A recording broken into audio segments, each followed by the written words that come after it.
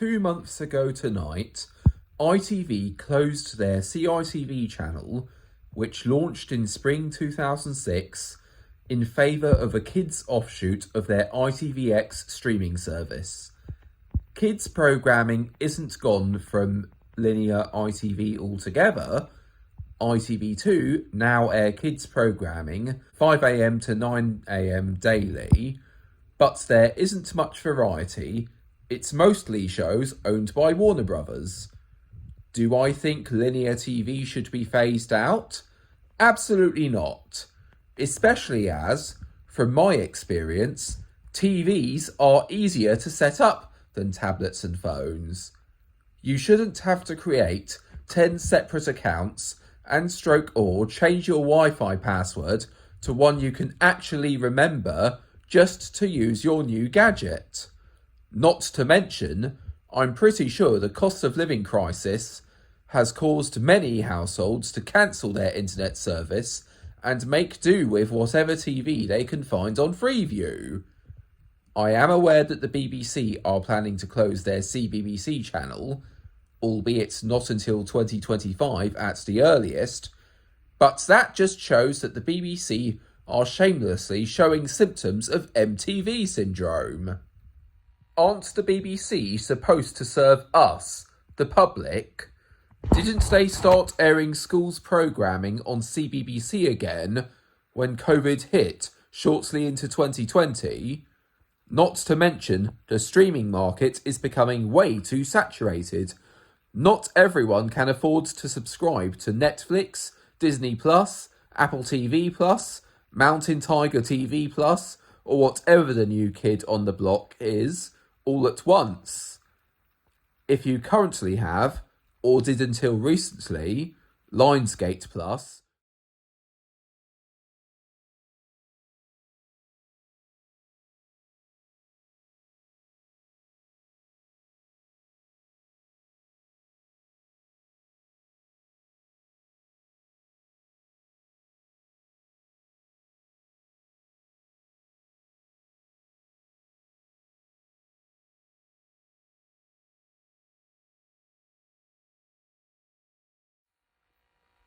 hang on. Just to make sure I don't stray too far from this video's main topic, you're worried about what your kids watch, aren't you? You also want gadgets to be as easy as possible for your kids to use, don't you? That's why I feel that, following the advent of digital television in the late 90s, the BBC and ITV were right to launch dedicated kids channels for their kids' sub-brands. CBBC and CBeebies in 2002, CITV in 2006. I've always known the BBC for being a powerhouse when it comes to kids' shows, and ITV have, for the most part, made an admirable effort to compete with the BBC's offering. I already mentioned some of my favourite CBBC and CITV shows from the 90s in my last video, but I will name a few more now, which I either forgot to mention or forgot about. On the CITV side, some of my other favourites included Hurricanes, Where's Wally, and although I can only just remember it, Finders Keepers.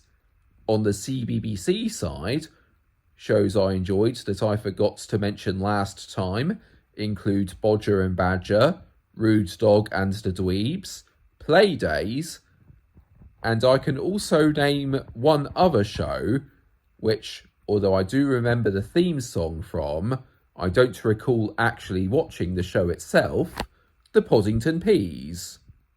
Also, although not a show I watched, my brother was an avid viewer of Biker Grove. Then again, it can be a challenge trying to remember as much of your childhood as possible.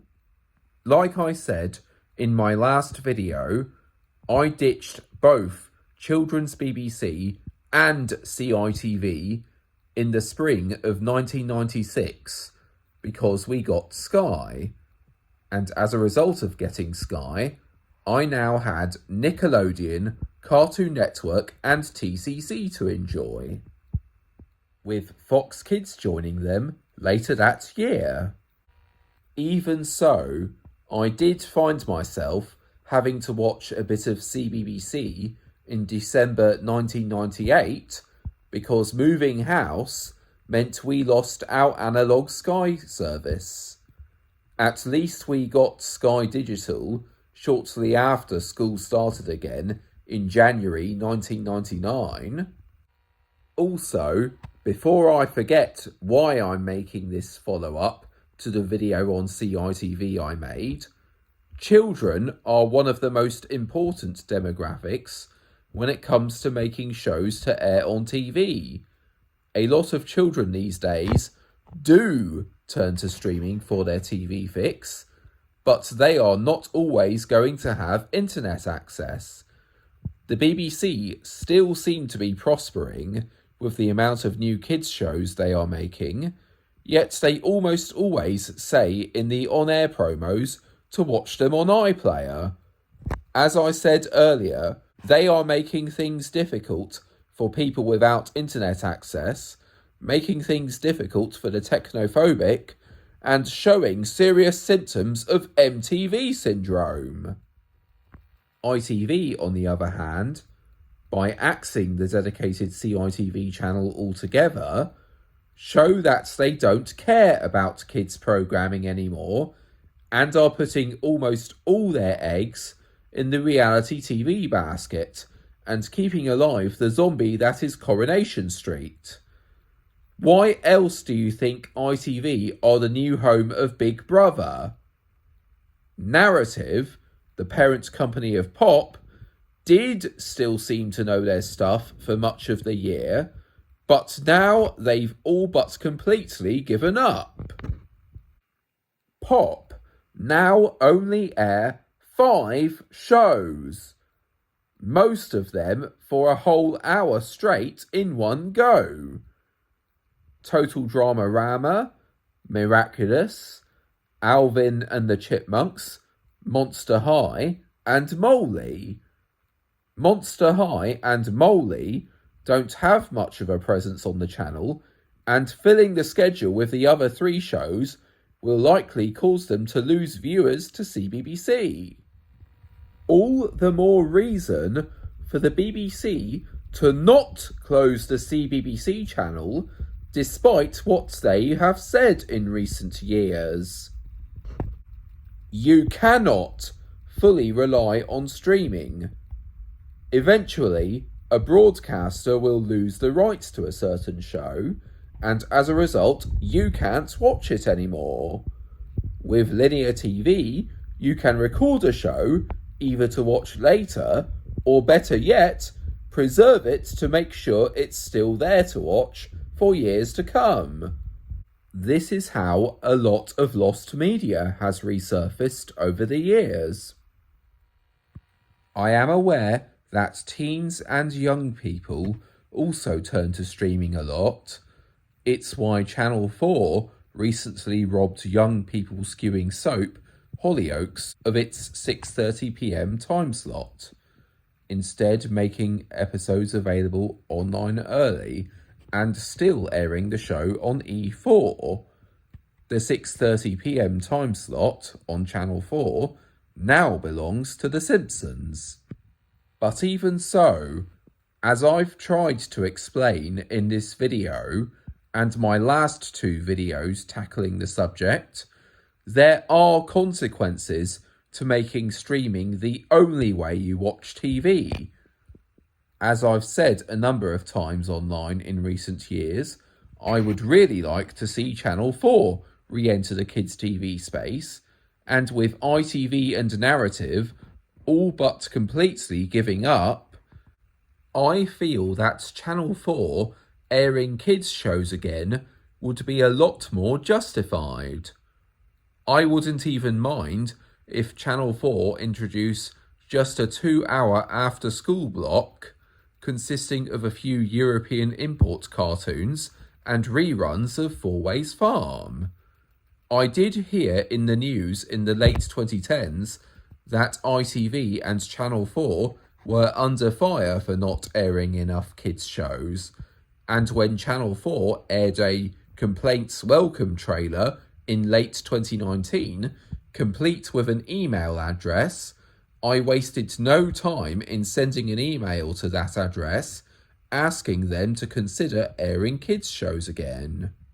All in all, with much of the mainstream media proving to be corrupt, what with the BBC and Sky rooting for Israel in their attack on Palestine, while those of us with a moral compass want Palestine to be free, I feel we need a whole new Broadcasting Act once our far-right government finally gets forced out of power, and ensure there will be no more media bias in the news, and there will always be plenty to watch on TV for all age groups.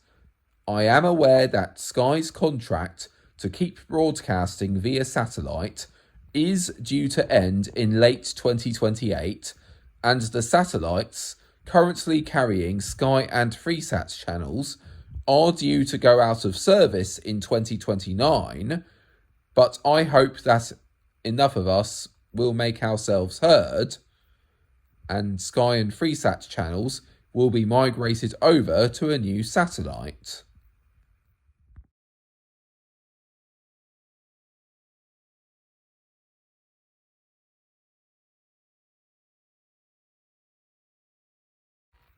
Also, if you are worried that Freeview is not capable of 4K and 8K broadcasting, don't be.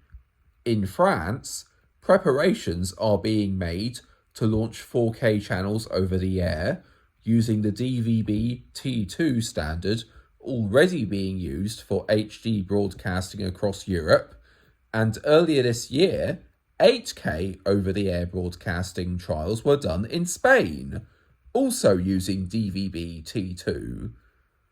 Knowing 4K may be too much for some households' internet connections to handle, let alone 8K, I think 4K and especially 8K broadcasts over the air are a great idea. Overall, I feel changes need to be made to how our favourite movies and shows are made available. If we keep relying on streaming and do away with the perfectly good digital broadcasting and recording stuff we've had since the 2000s, certain media can get lost to time, no longer easily available. Don't get me started on the tax write-off situation regarding Final Space. And do you really want to find yourself not watching something because it's not on Netflix, Prime Video, or whatever else? This is why home video has always been a godsend.